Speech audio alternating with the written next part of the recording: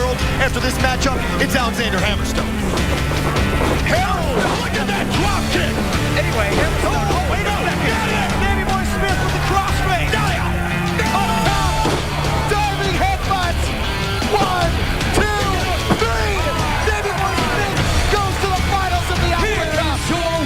First time in 71 years, we're going to have an Opera Cup tournament champion.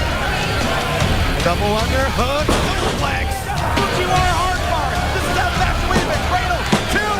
Davey beat Thatcher. Remember the dances in the fire.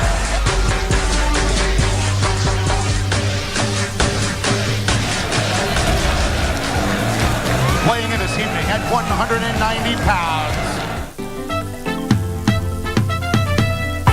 Father, we are tired of this one major problems after another. If you don't have solution, don't raise problems, okay? Solution to what, warrior? What are the solution without a problem? I don't know. What are they? More problem, of course. Come in. He has just said that he comes from Nairobi, Kenya. And then how is he a Jamaican again? Okay, maybe he's an Jamaican who is visiting Kenya. Ninakwambia leo tunaenda kutengeneza pesa kutengeneza. Na tugawane hiyo pesa pia. Juu unakuaga na tabia ya kunitoka pesa kila wakati wewe. Lasta. Utaijua hizi haso zetu zinakuaga na expenses. Are you now saying that we are girls? Including you? Of course. God power all the way. Omera, opportunity comes one Nyathiwa. I, Theophilus Atito, will be running for MCA of Sawati 1. Classmates, every Saturday on KBC.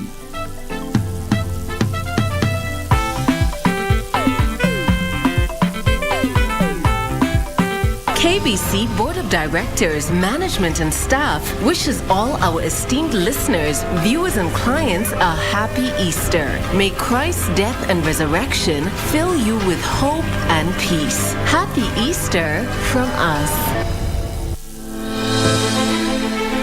Are you an aspiring candidate in the upcoming general elections? Do you want your agenda and manifesto to reach your voters effectively? At KBC, we have the most comprehensive and credible online platform that has profiles of all prospective candidates. Log on to www.kbc.co.ke/2022 aspirants and let Kenyans know more about you, your past achievements, your manifesto, and your development agenda once you get elected to office. What's more, the website is easy to navigate. We will create your profile, post pictures and short videos with your campaign messages at affordable hosting fees. Log on to www.kbc.co.ke/2022 aspirants today and establish your brand authority as we lead towards the forthcoming general elections.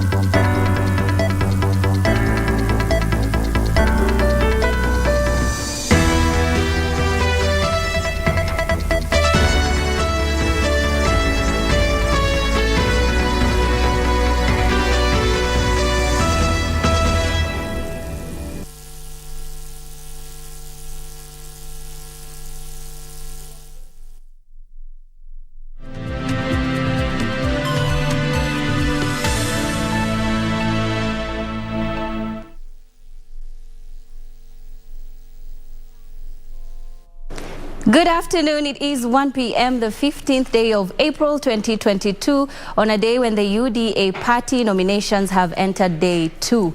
That and so much more here on KBC Channel 1. Thank you for joining us. I am Nissy. Imano. Lucy Maura is our sign language interpreter this afternoon. And we begin with that story in Naivasha Member of Parliament Jen Kihara, an ardent supporter and defender of DP William Ruto, has lost in UDA nominations in Naivasha. During the election that was marred by allegations of malpractice, Kihara garnered 9,991 against her predecessor John Kihagi, who got 10,394 votes. Kihara immediately rejected the results, noting that the ballot boxes had been tampered with, before storming out in a huff, only for Kihagi to be announced the winner hours later. On the other hand, Kihagi termed the nomination exercise as free and fair, noting that UDA had proven the naysayers wrong. Kihagi John Karanja. 10,000.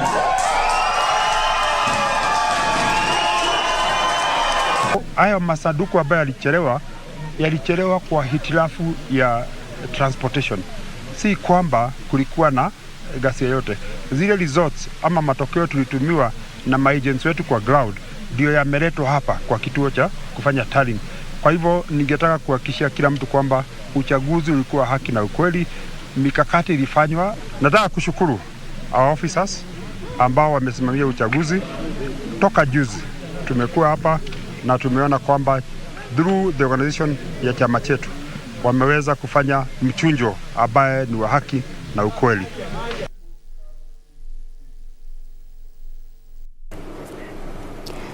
Staying with that UDA party nomination story, we now want to head over to Uasin Gishu County, where JJ Kuria is on standby to give us an update on that particular story. Kuria? Thank you very much, Nissy. Imano, back at Broadcasting House. We are live from Tax Center, Moiben constituency in Uasin Gishu County. Quite a chaotic scene here today, obviously because, 12 hours or even near 24 hours after the voting exercise ended. There are no results here in Moiben constituency owing to a bit of anomalies recorded here. And there are complaints from different aspirants as regards what happened here. We've had incidences of even, supporters of different candidates being dispersed by police using tear gas, and we've also had some agents being removed from the tax center, which is the constituency tallying center in Moiben constituency. And a bit of back and forth between the candidates or their agents and the county returning officer. Now the county returning officer is saying that he needs till tomorrow morning to declare the results of the nomination exercise that ended yesterday. But now, obviously, the agents and the candidates have demanded that he delivers these results in the next 2 hours. Would that be possible or not? Obviously, that's a matter of wait and see. But how does this affect the declaration of results finally in the county? Because obviously, from these results here, there are results from the governor bid, or rather the gubernatorial race, the senatorial race, the woman rep race, and the MP race in Moiben. Obviously, the lack of these results affects the entire process. That means then you cannot have the tallying of the gubernatorial, senatorial and women rep race ongoing elsewhere. But already so far, from Uasin Gishu County, we have 3 people who have already been nominated by, or rather been issued the certificates of the UDA party. We have in Kapseret Oscar Sudi. We also have David Kiplangat from Soi, and we also have Felix Ruto from Keses, who have already been awarded the UDA nomination certificates in Uasin Gishu County. There are 3 more constituencies remaining. That is the constituency where we are, that is Moiben constituency. Then there's Tarbo, that is neighboring here, as well as Ainabkoi. Those are the 3 constituencies that are yet to return their results. And then that means then from here, if the results are announced after 2 hours, we'll move to the county tallying center, where now the verification of results for the governor, woman rep and senatorial race will happen. That means then we are in for a long haul, because if the results are not delivered within this 2 hours, it means we continue waiting for the results of Moiben constituency before verification can begin, or the total tally can be done for the county of Uasin Gishu County, where we can say, in fact, who has won the race for governor, who has won the race for a senator, and who has won the race for woman rep position. But very quickly, as I wind up and return it to you, Nissy, is that one candidate already has lodged a complaint with the party and has instructed his lawyers to write to the party alleging anomalies of bribery and intimidation. And that candidate is Kipchumba Karori, who was running for senator in Uasin Gishu County, running on a UDA ticket, or rather seeking the UDA ticket, and is accusing the governor for Uasin Gishu, that is Jackson Mandago, of using intimidation and bribery. And he says up until yesterday at 8 p.m. He was leading. He had a commanding lead of about 4,000. But then again, after that, he says the governor used his ways and, connections to intimidate and allegedly bribe returning officers to, hype his numbers. So he says he's not lost the race. He's asking for the cancellation of the senatorial results in Uasin Gishu County and is demanding a fresh nomination process of the senatorial race in Uasin Gishu County. At least that's what we have so far, but we're waiting for the returning of the results from Moiben constituency, Tarbo and Nabkoi before we move to the county tallying center at the Hills School, and therefore then we can be able to call the results of Uasin Gishu County. So yeah, Nissy, we are in for the long haul. Back to you. Thank you very much, JJ Curia there in Uasin Gishu County, of course, reporting on the UDA nomination results. Staying with that same story, we now cross over to Kiambu, where Nancy Okware is also on standby to give us an update. Nancy?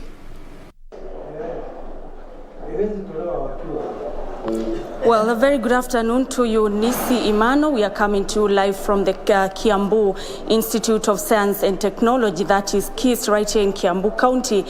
This is where the county tallying center is located. And of course, since yesterday when the UDA nominations kicked off after the counting exercise at the various polling stations, the various presiding officers took the ballot papers, for counting, and after that they brought them to the constituency tallying center for tabulation before they are actually brought to this hall that contains the county tallying center. This is where we are going to be getting the final results, indicating who has carried the day in Kiambu County. So far, we do not have any official results concerning the various positions, but looking at the gubernatorial race that has brought in a number of aspirants, including the current Senator Kimani Wamatangi and Patrick Wainaina, who is the current Member of Parliament for Thika. We also have Ferdinand Waitito, who is the former governor for Kiambu County. Looking at the provisional results that we've managed to gather from a number of sub-counties, that is some 10 sub-counties, we see that Wamatangi is currently on the lead with over 6,000 votes, followed by Patrick Wainaina with over 5,000 votes. Remember that those are unofficial numbers. We're expecting that any moment the returning officer will be giving us the numbers so that we can relay them to our viewers. But key to note is that for the better part of the afternoon, there has been a standoff right here at this center with a number of protesters alleging that there have been cases of rigging. For instance, in Kikuyu ward, there is one aspirant, that is Naftali Njama. He is alleging that he was leading by the time he went to sleep, and only to wake up in the morning and find that the candidate who was third, that is Mr. Kamau, was actually leading. So the supporters are actually complaining, saying that their aspirant has carried the day, and they are demanding that the returning officer issues them a certificate. On the other hand, the accused aspirant, that is Kamau, is saying that he carried the day, and he is actually saying that if he's not going to be given the certificate, then they are demanding for the process for Kikuyu ward to be repeated. Chaos have erupted right here with the various followers demanding answers from the returning officer. The situation is still tense right here at KIST, but security officers are in charge, and they are ensuring that things are calm, is restored. We also had an incident whereby the Mr. Wamatangi, who is the current senator for this county, was alleged to have been involved in some cases of rigging with with the presiding officer accused of using an official vehicle to bring some alleged papers to this polling tallying center, and of course they have denied the allegations. Hence the standoff is still on, and we are continuing to follow up on that matter even as we await the results just to get what the numbers are looking like. But for now, that is all that is happening right here at the Kiambu Institute of Science and Technology. We will be keeping tabs, and of course as the official results continue streaming in, we will be informing our viewers on time. Back to you, Nissy Imano in studio. Thank you, Nancy Okware there in Kiambu County, bringing us up to speed on the UDA nomination results. We'll cross over now to Nandi County, where Timothy Kipnusu is also on standby to give us that particular update. Kipnusu?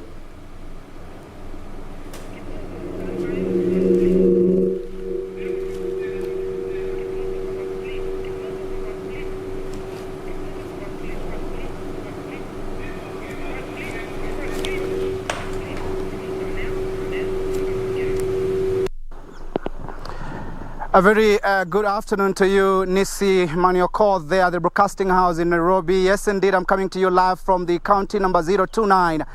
Just to witness this very important occasion, the nomination of the United Democratic Alliance Party here in the county of Nandi. Remember, it has been a titanic battle, particularly for the gubernatorial position, bearing in mind that incumbent Governor Stephen Arap Sang is trying to defend his seat, and he has been facing very stiff competition from his predecessor, that is Cleophas Lagat, who marched together with the Speaker of the Nandi County Assembly, that is Joshua Kipto, to trounce the incumbent Governor Stephen Sang. We also have Alan Kosgei, who is the son of the former cabinet minister, that is Henry Kosgei, and together with the two-time member of parliament of Imgwen, that is Elijah Lagat. And so far as we are speaking, tension is rife here in one of the polling or tallying center, the Imgwen tallying center.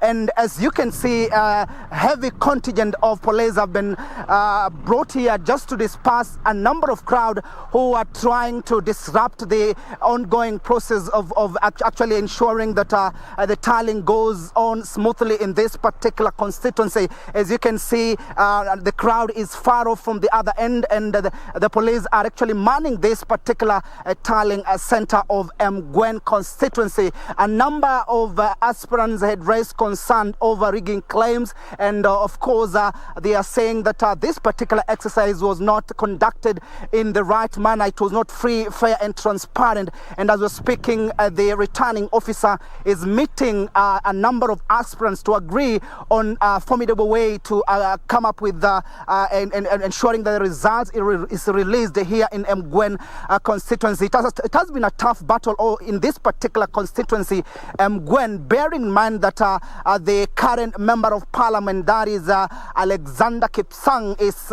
eyeing the seat of the senatorial seat together with Samson Cherargei. And of course, we also have the former or the first county women representative in this particular county, that is the Pora Kering, and of course also the incumbent woman representative Tekla Tum. Both of them are eyeing this particular seat. So Mgwen has been a tough race for that matter, and that's why chaos has been witnessed in this particular constituency. We also witnessed a number of aspirants raising concern about a number of stations completing the exercise of the counting of votes at around 8 p.m.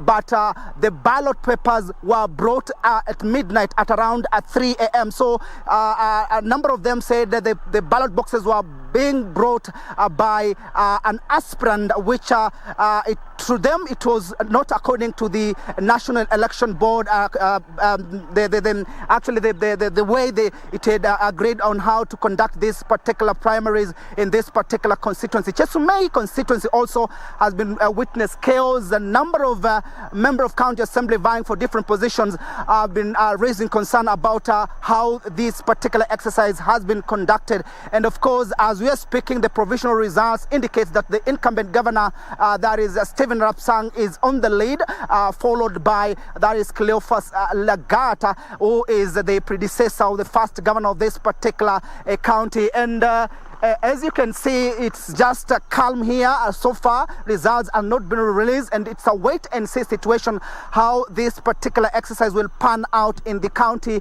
029. So we'll be here, Nissy, just to observe what will be happening. And as I've mentioned, it's a tough battle, particularly for the governor's position and of course the senatorial position as well. Speaking, the current senator of this particular county, Samson Cherargei, is on the lead. That is just the provisional result, but we'll be here just to understand how the results are going to be released. I'm told in 30 minutes time they will be getting a feedback about the results in this particular county. Nissy, back to you in studio. Thank you, Timothy Kipnusu, for that update on Nandi County. Let's now cross over to Embu County, also where Kamche Menza and the team are on standby to give us an update from their side. Kamche?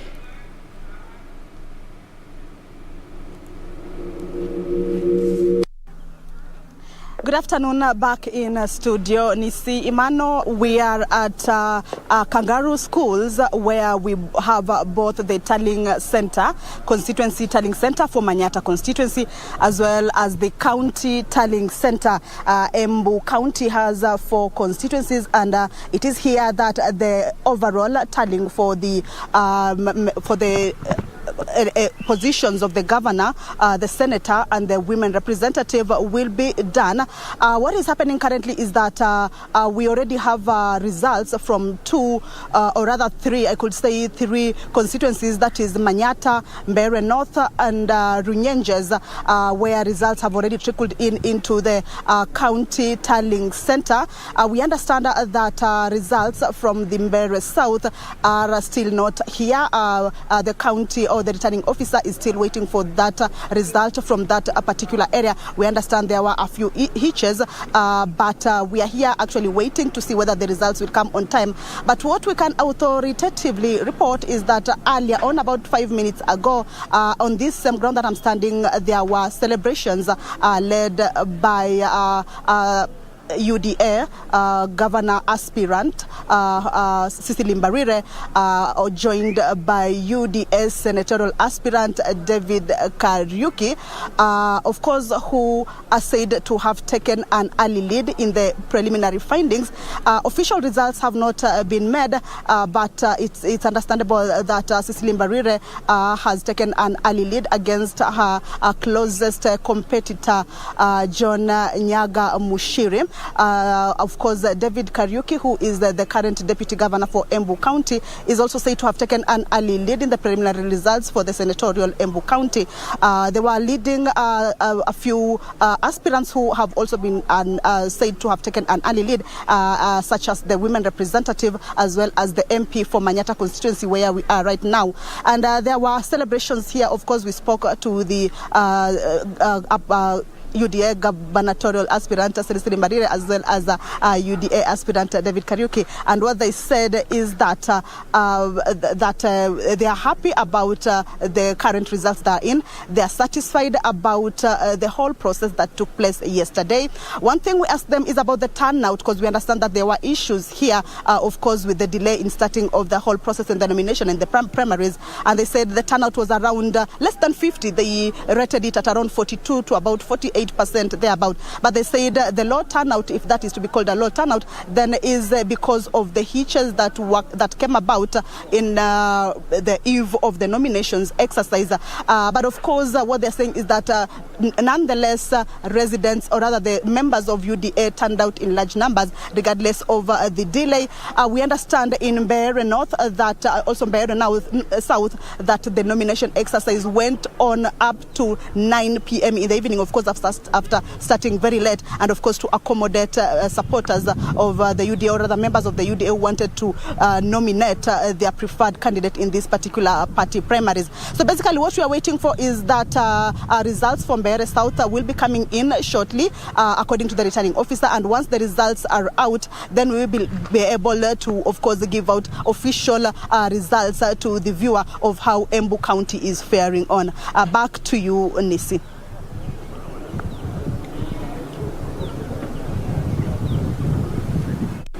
Thank you, Kamche Menza there, reporting from Embu County, just giving us an update on the UDA party nominations that kicked off yesterday across the country. Most of the tallying centers, they're still waiting for results to trickle in, and we are keeping a close eye on that. We do have to take a break at this point, but we'll be back with so much more. Please stay with us.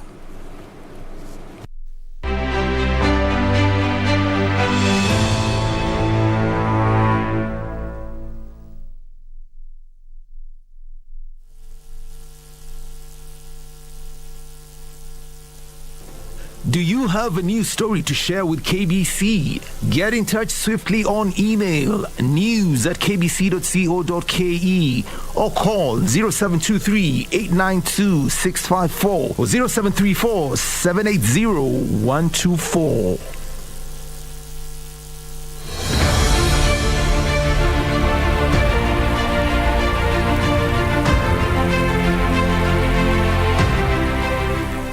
Job seekers always ask, is there a school of experience? Because you've just graduated. My CV did not attract the employer. But when I got that internship, I included that internship program in my CV. So when there was a job opening in the county, it was easy for me because I had experience. My administration is focused on leveraging the youth potential and building a community of young people that are productive, enlightened, and empowered. Yote haya kwenye KBC Channel 1 Ijumaa saa 2:30 usiku.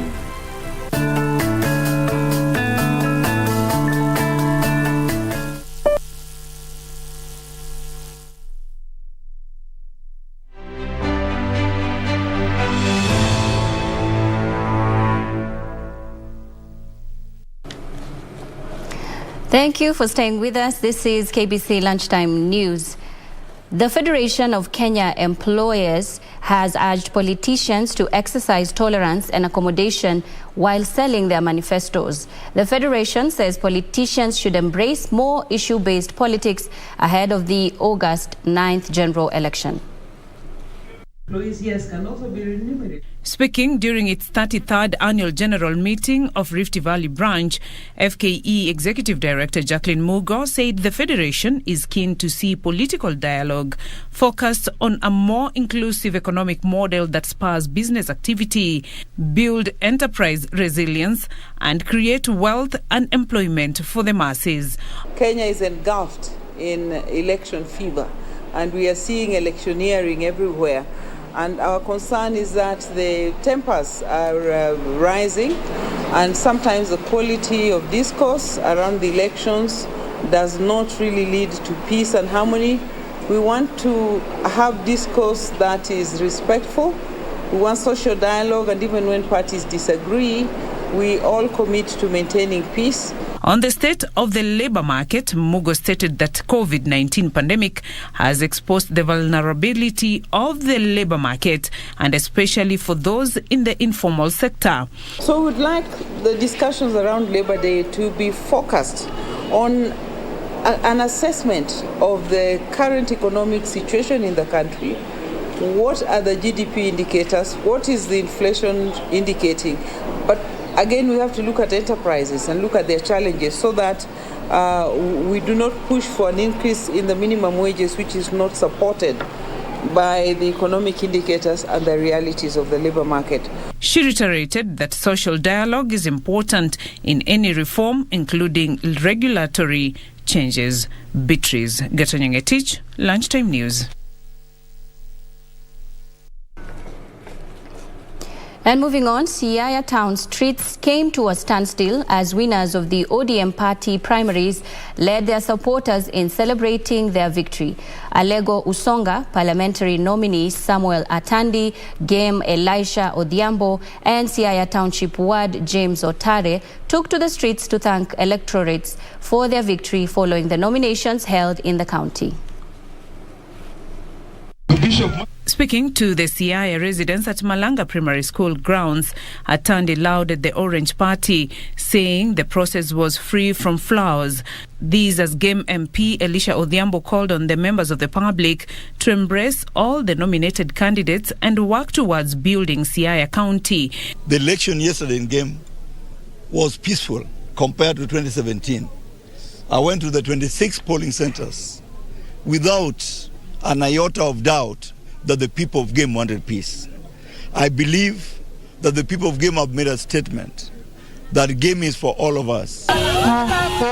Elisha Odhiambo, Samuel Atandi, Gideon Ochanda, and Siaya woman representative Dr. Christine Mbaka floored their opponents to secure the lucrative ODM ticket that is considered almost an automatic ticket to the parliament. In Alego Usonga constituency, Samuel Atandi won with 17,749 votes. Game MP Elisha Ochengo Odhiambo won with 7,405 votes. Bondo MP Gideon Ochanda secured the ticket after garnering 10,771 votes. In the Siaya County Woman Representative position, the incumbent Dr. Christine Oduor-Mbaka emerged the winner with 27,521 votes. Beatrice Getonyang-Etich, Lunchtime News. And a section of United Democratic Alliance Party UDA aspirants in Mombasa County have protested the irregularities witnessed in Thursday's party primaries and threatened to ditch the party if their grievances are not addressed. The aspirants queried the authenticity of the party polls and accused the nomination coordinators in the county of favoritism.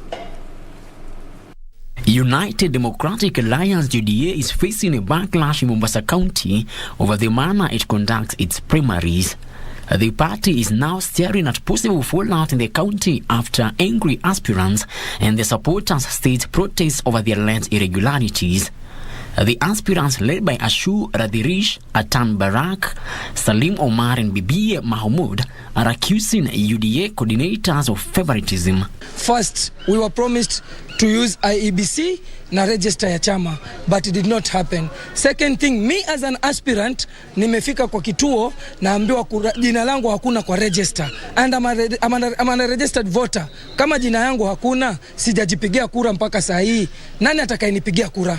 Haya yaliyotendeka leo Bwana Ruto hayajui na viongozi wa UDA hawajui na ofisi ya UDA haijui. Hii ni mchezo ambao umechezwa Mombasa County ukitoka kwa wale wahusika ikianza na coordinator. The aggrieved aspirants are now appealing to the party leader, Deputy President Dr. William Ruto, to call for a repeat of the primaries. Pengine walikuwa wana selected aspirant ambao walikuwa wanamtaka. Basi ni bora wangezuia ile pesa zetu, wange reject kuliko kututumia kwa vibaya, maana pesa yetu tumetumia wakati wetu. Salamu kwa gavana wetu Sarai na kwa patron wetu Ruto. Can you sit down? Call all these aspirants. If this is not going to happen, forget about UDA in Majengo. In Isiolo, UDA party members and aspirants for various positions have decried gross irregularities and discrimination of certain candidates in the primaries exercise. Na pia tunasikia tena ndio anapeana direct nomination kwa wale yeye aliwapeleka kule kwa DP, ndio maana hawa wakatengwa. Kama hiyo ni ukweli, tunataka tufafanuliwe na tuambiwe ni vipi. Tumeshangaa kusikia kwamba kuna watu ambaye wameingizwa ambao hatujajua hapa Isiolo. Na kwa hivyo tunaomba wala wanaohusika ya kwamba wajue kwamba hiki chama kina watu hapa Isiolo.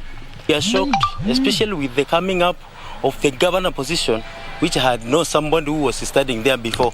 Huyu mtu amekuja andipiki watu wake. Wale tumekuwa ground kwa chama, wale ambao tumekuwa tukienda kutafuta members kuregister na vitabu na vitu kama hizo na kufanya ground campaigns. Amekuja underlook ameenda kuhandpiki watu ambao hawakuwa registered. William Ruto ambaye ndio kiongozi wa chama chetu cha UDA, ambaye asikie kilio chetu ya kwamba sisi tumechikwa koo na mtu ambaye hatujui ametoka wapi. Operations rocked Bomet Central constituency after Richard Kilel trans outgone Bomet women representative Joyce Correa in the UDA party primaries. Kilel, who is seeking the MP seat in the area, vowed to work together with his opponent for the betterment of the people of the region. 2017 tukakuja mpaka wakati watu walituambia tungoje baadaye. So 2022 nafikiri ilikuwa mwaka wetu na tumefurahia results vile zilitoka. Ningependa tena niseme raia sasa wanatungojea tuwafanyie vile tuliwalezea tukiomba kura na tuko tayari. Nashukuru Mungu kwa sababu amenisaidia. Tumeweza kushindana na niliweza kuchaguliwa 2017. Nikaendelea na kazi na wakati huu pia nimechaguliwa kupeperusha bendera ya chama cha UDA ambaye ni chama kubwa sana eneo hili. Kwa hivyo nashukuru sana wakaaji wa township kwa kunichagua. Frederick Mwoki for Lunchtime News. On to the day's sports now. Residential camps for over 1,200 athletes below 20 years have entered the second week in 25 selected camps across the country. The camps, which were opened last week, will see athletes participate in their respective regional championships, aimed at selecting a team that will take part in the national trials set for July at Kasarani Stadium. Athletics Kenya is targeting to send a strong team to defend the title in Colombia after emerging victorious in Nairobi last year.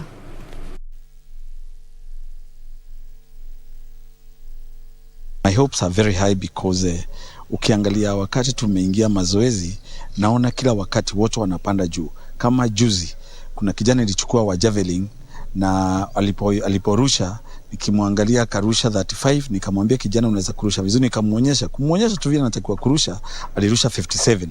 Na tumefanya tu mazoezi jana na leo na ni matumaini yangu tu wakati wa trials ikifika atakuwa kipatia huyu mwingine tuko naye hapa the run of his gold. We have that problem of facilities and it is cutting across the country. Apart from maybe some few camps which are sponsored by managers and those athletes can get a shoe, they can get a tracksuit, they can get a spike, they can get maybe something like that.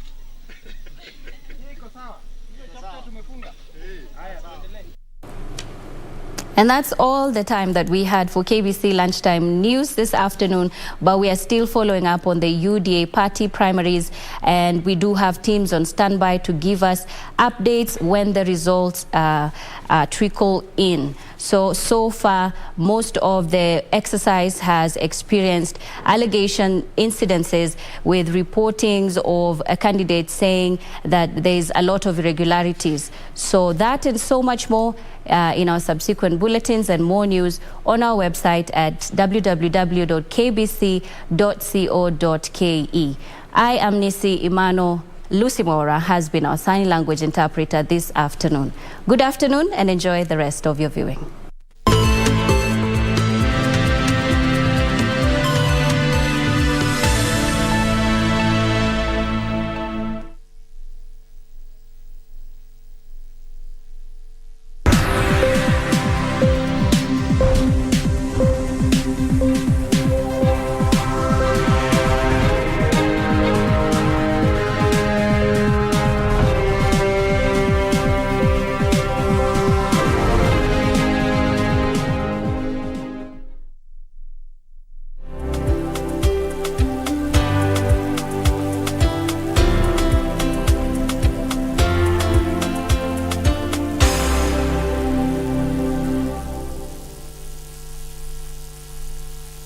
Ili kupata mafuta kupanda kama skiza tune kwenye simu yako, bonyeza *811 397#. Nashukuru serikali kwa kuongeza bei ya mafuta. Sasa niko kwa highway na hakuna traffic hata kidogo. Naomba serikali iendelee hivyo, tubaki tu watu ya gasla na heavy machine peke yake. Pia mimi naomba huyu serikali waseme kama gari yako ni below 3000 cc, gari yako Ili kupata mafuta kupanda kama skiza tune, bonyeza *811 *397#.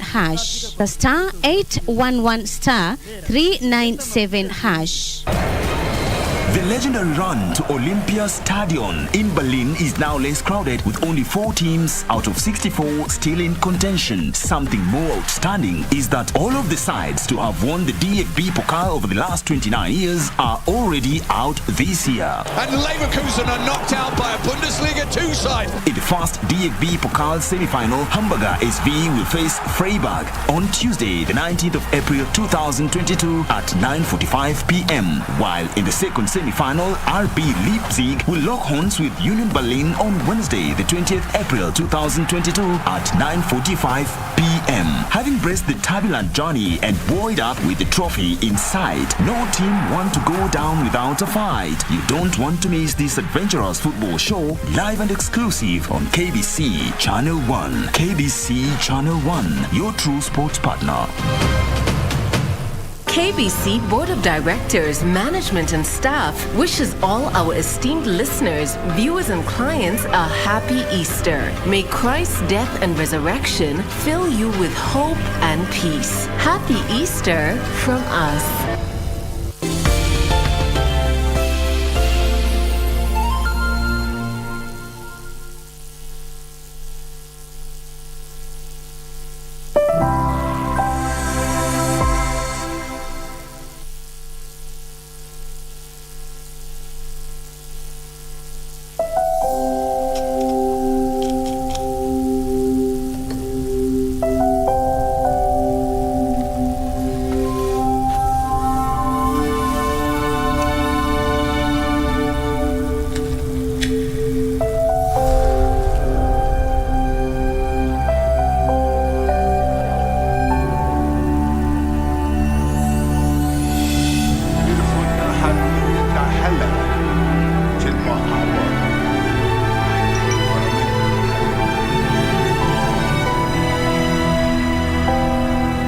Many have undertaken to draw up an account of the things that have been fulfilled among us, just as they were handed down to us by those who from the first were eyewitnesses and servants of the word. With this in mind, since I myself have carefully investigated everything from the beginning, I too decided to write an orderly account for you, most excellent Theophilus, so that you may know the certainty of the things you have been taught.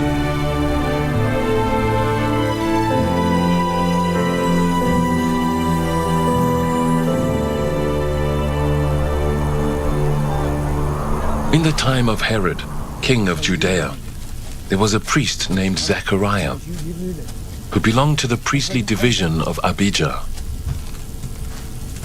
His wife, Elizabeth, was also a descendant of Aaron. Both of them were righteous in the sight of God, observing all the Lord's commands and decrees blamelessly. But they were childless, because Elizabeth was not able to conceive, and they were both very old. Once, when Zechariah's division was on duty, and he was serving as priest before God, he was chosen by lot, according to the custom of the priesthood, to go into the temple of the Lord and burn incense. And when the time for the burning of incense came, all the assembled worshippers were praying outside.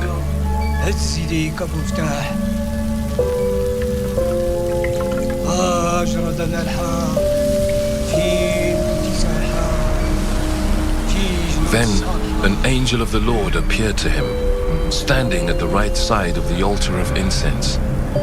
When Zechariah saw him, he was startled and was gripped with fear. But the angel said to him, "Do not be afraid, Zechariah. Your prayer has been heard. Your wife Elizabeth will bear you a son, and you are to call him John. He will be a joy and delight to you, and many will rejoice because of his birth. For he will be great in the sight of the Lord. He is never to take wine or other fermented drink, and he will be filled with the Holy Spirit